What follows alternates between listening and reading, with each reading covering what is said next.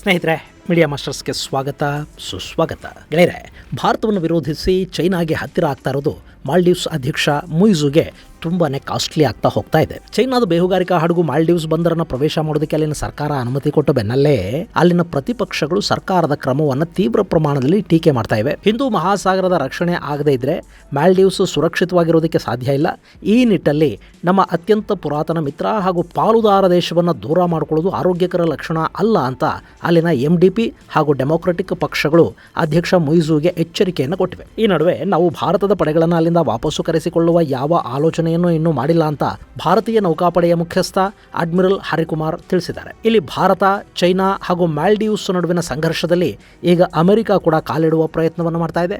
ಹಾಗಾದ್ರೆ ಮಾಲ್ಡೀವ್ಸ್ ಅಲ್ಲಿ ಏನಾಗ್ತಾ ಇದೆ?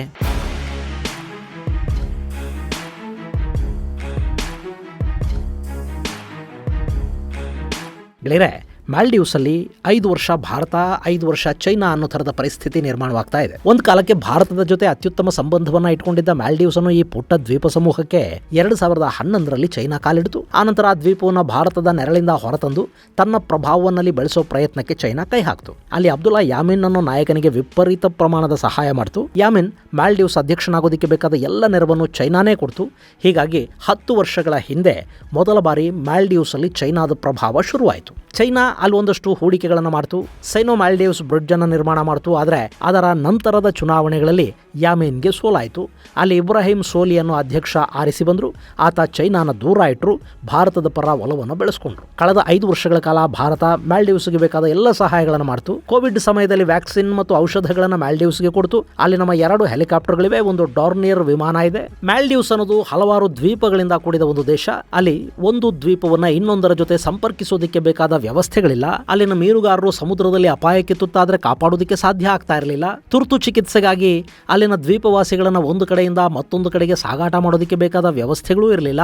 ಹೀಗಾಗಿ ಭಾರತ ಅಲ್ಲಿ 2 ಹೆಲಿಕಾಪ್ಟರ್ಗಳು ಹಾಗೂ ಒಂದು ಡಾರ್ನಿಯರ್ ವಿಮಾನವನ್ನು ಕೊಡ್ತು. ಆ ಮೂಲಕ ಅಲ್ಲಿನ ಜನಕ್ಕೆ ಸಹಾಯ ಮಾಡೋದಷ್ಟೇ ಅಲ್ಲದೆ ಮಾಲ್ಡೀವ್ಸ್ನ ವಿಶಾಲ ಸಾಗರದ ಮೇಲೆ ಕಣ್ಣಿಡೋದಕ್ಕೆ, ಆ ಸಾಗರ ತೀರವನ್ನು ಕಾಪಾಡೋದಕ್ಕೆ ಕೂಡ ಭಾರತ ಸಹಾಯವನ್ನು ಮಾಡ್ತು. ಇನ್ನು ಆ ವಿಮಾನ ಮತ್ತು ಹೆಲಿಕಾಪ್ಟರ್ಗಳನ್ನು ಆಪರೇಟ್ ಮಾಡೋದಕ್ಕೆ, ಅಲ್ಲಿನ ಸೇನೆಗೆ ತರಬೇತಿ ಕೊಡೋದಕ್ಕೆ, ಜೊತೆಗೆ ಅಲ್ಲಿನ ಜನರ ತುರ್ತು ಅಗತ್ಯಗಳಿಗೆ, ಚಿಕಿತ್ಸೆಗಳಿಗೆ, ರಕ್ಷಣಾ ಕಾರ್ಯಾಚರಣೆಗಳಿಗೆ ಅನುಕೂಲವಾಗೋದಕ್ಕೆ 88 ಸೇನಾ ಸಿಬ್ಬಂದಿ ಮತ್ತು ಒಂದಷ್ಟು ವೈದ್ಯಕೀಯ ಸಿಬ್ಬಂದಿಯನ್ನು ಕೂಡ ಭಾರತ ಅಲ್ಲಿ ನೇಮಕ ಮಾಡ್ತು. ಇನ್ನಲ್ಲಿ ಎಲ್ಲ ಚೆನ್ನಾಗಿದೆ ಅಂದ್ಕೊಳ್ಳೋಷ್ಟರಲ್ಲಿ ಟರ್ಕಿ, ಪಾಕಿಸ್ತಾನ ಹಾಗೂ ಚೈನಾ ಭಾರತ ವಿರೋಧಿ ಪ್ರೊಪಗಂಡಾಗಳನ್ನು ಮಾಲ್ಡೀವ್ಸ್ನಲ್ಲಿ ಶುರು ಮಾಡಿತು. ಮೂಲಭೂತವಾದಿಗಳನ್ನು ಬಳಸಿಕೊಂಡು ಇಂಡಿಯಾ ಔಟ್ ಕ್ಯಾಂಪೇನ್ ಅನ್ನು ಶುರು ಮಾಡಲಾಯಿತು. ಹಾಗೆ ಅಲ್ಲಿನ ರಾಜಕೀಯ ಭಿನ್ನಾಭಿಪ್ರಾಯಗಳು, ಪಕ್ಷದ ಒಳಜಗಳಗಳಿಂದ ಮತ್ತು ಆಡಳಿತ ವಿರೋಧಿ ಅಲೆಯ ಕಾರಣದಿಂದ ಅಲ್ಲಿನ ಅಧ್ಯಕ್ಷ ಇಬ್ರಾಹಿಂ ಸೋಲಿಗೆ ಚುನಾವಣೆಯಲ್ಲಿ ಸೋಲಾಯಿತು. ಇಂಡಿಯಾ ಔಟ್ ಕ್ಯಾಂಪೇನ್ ಮಾಡಿದ್ದ ಮೊಹಮ್ಮದ್ ಮುಯಿಜು ಅಲ್ಲಿ ಆರಿಸಿ ಬಂದರು. ಈತ ಮಾಲೆಯ ಮೇಯರ್ ಆಗಿದ್ದವರು.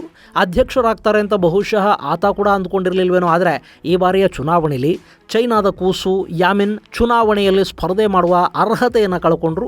ಅವರ ಮೇಲೆ ಭ್ರಷ್ಟಾಚಾರ ಸೇರಿದ ಹಾಗೆ ಹಲವು ಪ್ರಕರಣಗಳು ದಾಖಲಾಗಿದ್ವು ಮತ್ತು ಅವರಿಗೆ ಶಿಕ್ಷೆ ಕೂಡ ಆಗಿತ್ತು. ಹೀಗಾಗಿ ಯಾಮಿನ್ ಬೆಂಬಲದೊಂದಿಗೆ ಮುಯಿಜುಗೆ ಅಧ್ಯಕ್ಷರಾಗುವ ಅವಕಾಶ ಸಿಕ್ತು. ಮುಯಿಜುನ ಕುರ್ಚಿ ಮೇಲೆ ಕೂಡಿಸಿರೋದು ಚೈನಾ ಹಾಗೂ ಚೈನಾದ ಕೂಸು ಮಾಜಿ ಅಧ್ಯಕ್ಷ ಯಾಮಿನ್. ಹೀಗಾಗಿ ಮುಯಿಜು ಚೈನಾದ ಕೈಗೊಂಬೆ ತರದ ಅಧ್ಯಕ್ಷ ಅನ್ನಿಸ್ಕೊಳ್ತಾ ಇದ್ದಾರೆ. ಮೊನ್ನೆ ಅಧಿಕಾರ ಸ್ವೀಕರಿಸಿದ ಬೆನ್ನಲ್ಲೇ ಆತ ಟರ್ಕಿಯ ಜೊತೆ ಸಂಬಂಧ ಬೆಳೆಸ್ಕೊಂಡ. ಇದು ಹೇಗೆ ಅಂದ್ರೆ, ಈ ಹಿಂದೆ ಜಗತ್ತಿನ ಒಂದಷ್ಟು ದೇಶಗಳ ಇಸ್ಲಾಮಿಕ್ ರಾಜರು ಸಿಂಹಾಸನ ಏರೋ ಮೊದಲು ತಮ್ಮ ಪ್ರತಿನಿಧಿಗಳನ್ನ ಟರ್ಕಿಗೆ ಕಳುಹಿಸಿ ಖಲೀಫಾನ ಅನುಮತಿ ತಗೊಂಡು ಆನಂತರವೇ ಅಧಿಕಾರ ಗ್ರಹಣ ಮಾಡ್ತಾ ಇದ್ರಂತೆ. ಈ ಮುಯಿಜು ಮಾಡಿದ್ದು ಹಾಗೇನೆ. ಟರ್ಕಿಯ ಆಧುನಿಕ ಖಲೀಫಾ ಅಂತ ಗುರುತಿಸಿಕೊಳ್ಳೋ ಎರ್ಡೋಗನ್ ಅನ್ನ ಮುಯಿಜು ಮೊದಲು ಭೇಟಿ ಮಾಡಿದ್ದಾರೆ. ಆನಂತರ ನೇರವಾಗಿ ಚೈನಾಗೆ ಹೋಗಿದ್ದಾರೆ. ಹೀಗೆ ಮಾಡೋ ಮೂಲಕ ಈ ಹಿಂದಿನಿಂದ ಪಾಲಿಸಿಕೊಂಡು ಬರ್ತಾ ಇದ್ದ ಮಾಲ್ಡೀವ್ಸ್ನ ಇಂಡಿಯಾ ಫಸ್ಟ್ ಅನ್ನೋ ನೀತಿಯನ್ನ ನಾವು ಕೈ ಬಿಟ್ಟಿದ್ದೀವಿ ಅನ್ನೋ ಸಂದೇಶವನ್ನ ಮುಯಿಜು ಕೊಟ್ಟಿದ್ದಾರೆ. ಇದಿಷ್ಟೇ ಅಲ್ಲದೆ ಭಾರತೀಯ ಸೇನೆಯನ್ನ ಮಾಲ್ಡೀವ್ಸ್ನಿಂದ ಹಿಂದಕ್ಕೆ ಕರೆಸಿಕೊಳ್ಳೋದಕ್ಕೆ ಮುಯಿಜು ಸರ್ಕಾರ ಮಾರ್ಚ್ 15ರವರೆಗೆ ಗಡುವನ್ನು ಕೂಡ ಕೊಟ್ಟಿತ್ತು. ಆದ್ರೆ ಈ ಬಗ್ಗೆ ಮೊನ್ನೆ ಹೇಳಿಕೆ ಕೊಟ್ಟಿರೋ ಭಾರತೀಯ ನೌಕಾಪಡೆಯ ಮುಖ್ಯಸ್ಥ ಅಡ್ಮಿರಲ್ ಹರಿಕುಮಾರ್, ಮಾಲ್ಡೀವ್ಸ್ನಿಂದ ಸೇನೆಯನ್ನ ಹಿಂದಕ್ಕೆ ಕರೆಸಿಕೊಳ್ಳುವ ಬಗ್ಗೆ ಭಾರತದ ಸರ್ಕಾರ ನಮಗಿನ್ನೂ ಯಾವುದೇ ಅಧಿಕೃತ ಆದೇಶವನ್ನು ಕೊಟ್ಟಿಲ್ಲ. ಹೀಗಾಗಿ ಸರ್ಕಾರದ ಆದೇಶ ಬರುವವರೆಗೆ ಅಂಥ ಯಾವ ಸೇನಾ ಹಿಂಪಡೆತದ ಕೆಲಸವೂ ಆಗೋದಿಲ್ಲ ಅಂತ ಹೇಳಿದ್ದಾರೆ. ಅಲ್ಲಿಗೆ ಭಾರತ ಕೂಡ ಈ ತಕ್ಷಣಕ್ಕೆ ಮಾಲ್ಡೀವ್ಸ್ನಿಂದ ಸೇನೆಯನ್ನ ಹಿಂದಕ್ಕೆ ಕರೆಸಿಕೊಂಡು ಬಿಡೋ ಮೂಡಲ್ಲಿದ್ದ ಹಾಗಿಲ್ಲ.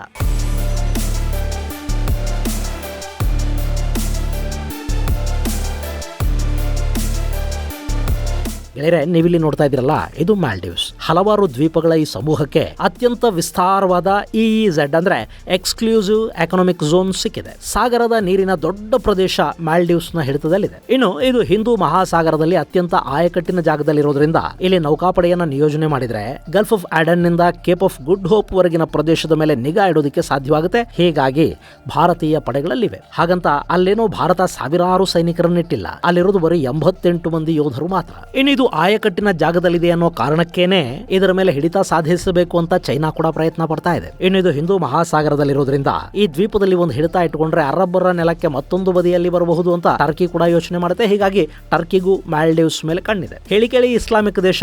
ಸೊ ಟರ್ಕಿ ಮಾಲ್ಡೀವ್ಸ್ ಅಧ್ಯಕ್ಷನನ್ನ ಬುಟ್ಟಿಗೆ ಕೆಡುಕೊಳ್ಳೋದ್ರಲ್ಲಿ ಒಂದು ಹಂತಕ್ಕೆ ಯಶಸ್ವಿ ಕೂಡ ಆಗಿದೆ. ಟರ್ಕಿ ಮತ್ತು ಮಾಲ್ಡೀವ್ಸ್ ನಡುವೆ ಮೊನ್ನೆ ಡ್ರೋನ್ ಖರೀದಿ ಒಪ್ಪಂದವನ್ನು ಕೂಡ ಮಾಡಿಕೊಳ್ಳಲಾಗಿದೆ. ಇದು ಎಲ್ಲದರ ಜೊತೆಗೆ ಈಗ ಅಮೆರಿಕ ಕೂಡ ಮಾಲ್ಡೀವ್ಸ್ ರಾಜಕಾರಣದಲ್ಲಿ ಕಾಲಿಡೋ ಪ್ರಯತ್ನವನ್ನು ಆರಂಭ ಮಾಡಿದೆ. ಅಮೆರಿಕದ Indo Pacific command chief admiral John C Aquilino Maldives ಅಧ್ಯಕ್ಷ ಮೊಯ್ಸು ಅವರನ್ನ ಭೇಟಿ ಮಾಡಿದ್ದಾರೆ. ಹಾಗೆ ಮಾಲ್ಡೀವ್ಸ್ ಸೇನಾ ಪಡೆಗಳಿಗೆ ಬೇಕಾದ ತರಬೇತಿಯನ್ನು ಕೊಡೋದಕ್ಕೆ ಅಮೆರಿಕ ಸಿದ್ಧ ಇದೆ ಅಂತ ಅಕ್ಯುಲಿನೋ ತಿಳಿಸಿದ್ದಾರೆ. ಇಲ್ಲಿ ಅಮೆರಿಕದ ಇಂಡೋ ಪೆಸಿಫಿಕ್ ಸ್ಟ್ರಾಟಜಿ ಈ ಭಾಗದಲ್ಲಿ ಚೈನಾನ ಕಟ್ಟಿ ಹಾಕುವ ಉದ್ದೇಶವನ್ನು ಹೊಂದಿದೆ. ಜೊತೆಗೆ ಹಿಂದೂ ಮಹಾಸಾಗರದಲ್ಲಿ ಅಮೆರಿಕ ಕೂಡ ತನ್ನ ಸೇನಾ ನೆಲೆಗಳನ್ನು ಇಟ್ಟುಕೊಂಡಿದೆ. ಮಾಲ್ಡೀವ್ಸ್ ನ ಕೆಳಗೆ ಇಲ್ಲಿ ನೀವು ನೋಡ್ತಾ ಇದ್ದೀರಲ್ಲ, ಬ್ರಿಟಿಷ್ ಇಂಡಿಯನ್ ಓಷನ್ ಟೆರಿಟರಿ, ಇಲ್ಲಿ ಅಮೆರಿಕದ ಸೇನಾ ನೆಲೆ ಇದೆ. ಹೀಗಿರುವಾಗ ಇಲ್ಲಿಗೆ ಚೈನಾ ಬಂದು ಕೂತ್ಕೊಳ್ಳೋದನ್ನ ಅಮೆರಿಕ ಕೂಡ ಸಹಿಸುವುದಿಲ್ಲ. ಹೀಗಾಗಿ ಭಾರತ ಇಲ್ಲಿರೋದು ಬೇಡ ಅಂತಂದ್ರೆ ಪರವಾಗಿಲ್ಲ, ಆ ಜಾಗವನ್ನ ನಾವು ಬೇಕಾದ್ರೆ ತುಂಬಿ ಬಿಡ್ತೀವಿ ಅನ್ನೋ ಸಂದೇಶವನ್ನ ಅಮೆರಿಕ ಮಾಲ್ಡೀವ್ಸ್ಗೆ ಕೊಡ್ತಾ ಇದೆ. ಇದನ್ನು ನೋಡ್ತಾ ಇದ್ರೆ ಮಾಲ್ಡೀವ್ಸ್ ನಲ್ಲಿ ಅಮೆರಿಕ ತಾನು ಕೂಡ ಒಂದು ಕಾಲಿಡೋ ಪ್ರಯತ್ನವನ್ನು ಮಾಡ್ತಾ ಇರೋದು ಸ್ಪಷ್ಟವಾಗಿ ಗೊತ್ತಾಗ್ತಾ ಇದೆ. ಗೆಳೆಯರೆ, ಇಲ್ಲಿ ಭಾರತನೇ ಇದ್ರೆ ಅಮೆರಿಕಾಗೆ ಯಾವ ಆತಂಕನೂ ಇರೋದಿಲ್ಲ. ಆದ್ರೆ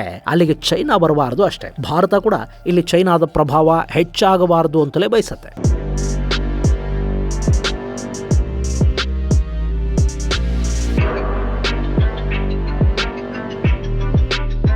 ಇನ್ನು ಈ ಎಲ್ಲ ಬೆಳವಣಿಗೆಗಳ ನಡುವೆ ಚೈನಾದ ಬೇಹುಗಾರಿಕಾ ನೌಕೆ ಮಾಲ್ಡೀವ್ಸ್ ಸಾಗರ ಪ್ರದೇಶಕ್ಕೆ ಬರ್ತಾ ಇದೆ. ಮೊನ್ನೆ ಈ ನೌಕೆ ಲಂಗರ್ ಹಾಕೋದಕ್ಕೆ ಅನುಮತಿಯನ್ನು ಕೊಡಿ ಅಂತ ಶ್ರೀಲಂಕಾನ ಕೇಳ್ಕೊಂಡಿತ್ತು. ಆದ್ರೆ ಶ್ರೀಲಂಕಾ ಸದ್ಯಕ್ಕೆ ಇನ್ನು 1 ವರ್ಷದವರೆಗೆ ಯಾವುದೇ ವಿದೇಶಿ ನೌಕೆಗಳು ನಮ್ಮ ನೀರಿಗೆ ಬರೋದು ಬೇಡ ಅಂತ ಸ್ಪಷ್ಟವಾಗಿ ಹೇಳಿದ ನಂತರ ಈ ನೌಕೆ ಮಾಲ್ಡೀವ್ಸ್ ಕಡೆಗೆ ಸಾಗುತ್ತಾ ಇದೆ. ಹಾಗೆ ಮಾಲ್ಡೀವ್ಸ್ ಸರ್ಕಾರ ಕೂಡ ಚೈನಾದ ನೌಕೆ ಲಂಗರ್ ಹಾಕೋದಕ್ಕೆ ಅನುಮತಿಯನ್ನು ಕೊಟ್ಟಿರುವುದಾಗಿ ಹೇಳಿದೆ.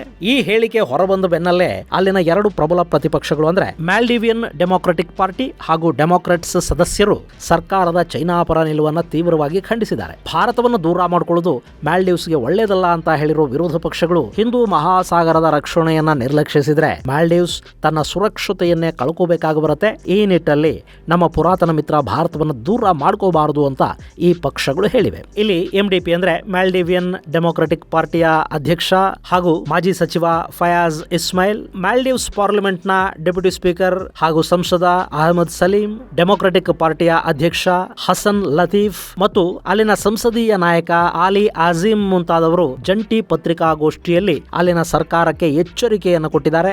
ಸರ್ಕಾರದ ನಿಲುವನ್ನ ಪ್ರಬಲವಾಗಿ ಟೀಕಿಸಿದ್ದಾರೆ. ಇಲ್ಲಿ 87 ಸದಸ್ಯ ಬಲದ ಮಾಲ್ಡೀವ್ಸ್ ಲೋಕಸಭೆಯಲ್ಲಿ ಈ 2 ಪಕ್ಷಗಳು ಅಂದ್ರೆ ಮಾಲ್ಡೀವಿಯನ್ ಡೆಮೊಕ್ರೆಟಿಕ್ ಪಾರ್ಟಿ ಹಾಗೂ ಡೆಮೊಕ್ರಾಟ್ಸ್ 55 ಸದಸ್ಯ ಬಲದೊಂದಿಗೆ ಬಹುಮತವನ್ನ ಹೊಂದಿದ್ದಾರೆ. ಇನ್ನು ಮಾಲ್ಡೀವ್ಸ್ ಲೋಕಸಭೆಯಲ್ಲಿ ಬಹುಮತ ಇಲ್ಲದೆ ಇದ್ರು ಹೇಗೆ ಅಲ್ಲಿ ಮೊಯ್ಸು ಅಧ್ಯಕ್ಷರಾಗಿದ್ದಾರೆ, ಅಲ್ಲಿ ಚುನಾವಣೆಗಳು ಹೇಗೆ ನಡೆಯುತ್ತವೆ ಅನ್ನೋದನ್ನ ನಿಮಗೆ ಹಿಂದಿನ ವಿಡಿಯೋದಲ್ಲಿ ಹೇಳಿದ್ದೀನಿ. ಅದರ ಲಿಂಕ್ ಅನ್ನ ಡಿಸ್ಕ್ರಿಪ್ಷನ್ ಬಾಕ್ಸ್ ಅಲ್ಲಿ ಕೊಡ್ತಾ ಇದ್ದೀನಿ, ನೀವು ಅದನ್ನು ಕೂಡ ನೋಡಬಹುದು. ಇದರ ಜೊತೆಗೆ ಮಾಲ್ಡೀವ್ಸ್ ಸರ್ಕಾರ ವಿದೇಶಗಳ ಜೊತೆ ಮಾಡಿಕೊಳ್ತಾ ಇರೋ ಒಪ್ಪಂದಗಳು ಪಾರದರ್ಶಕವಾಗಿಲ್ಲ. ಅಲ್ಲಿನ ಹಣಕಾಸು ವ್ಯವಸ್ಥೆಯ ಬಗ್ಗೆ ಹಾಗೂ ದೇಶದ ಆರ್ಥಿಕ ಸ್ಥಿತಿಗತಿಗಳ ಬಗ್ಗೆ ಸರ್ಕಾರ ಯಾವುದೇ ಮಾಹಿತಿಯನ್ನ ಕೊಡ್ತಾ ಇಲ್ಲ, ಪಾರದರ್ಶಕತೆಯನ್ನ ಕಾಪಾಡ್ಕೋತಾ ಇಲ್ಲ ಅಂತ ಕೂಡ ಪ್ರತಿಪಕ್ಷಗಳ ಸಂಸದರು ದೂರ್ತಾ ಇದ್ದಾರೆ. ಇದು ಮುಂದಿನ ದಿನಗಳಲ್ಲಿ ಮೊಯ್ಸು ಅವರ ಅಧಿಕಾರಕ್ಕೆ ಕುತ್ತು ತರುತ್ತಾ ಕಾದು ನೋಡಬೇಕು. ಇದು ಗೆಳೆಯರೆ ಮಾಲ್ಡೀವ್ಸ್ ಕುರಿತಾದ ಒಂದಷ್ಟು ಅಪ್ಡೇಟ್ಸ್. ಮುಂದಿನ ಸಂಚಿಕೆಯಲ್ಲಿ ಮತ್ತಷ್ಟು ವಿಶೇಷಗಳ ಜೊತೆ ಮತ್ತೆ ಭೇಟಿಯಾಗೋಣ. ಅಲ್ಲಿವರೆಗೆ ಜೈ ಹಿಂದ್, ಜೈ ಕರ್ನಾಟಕ.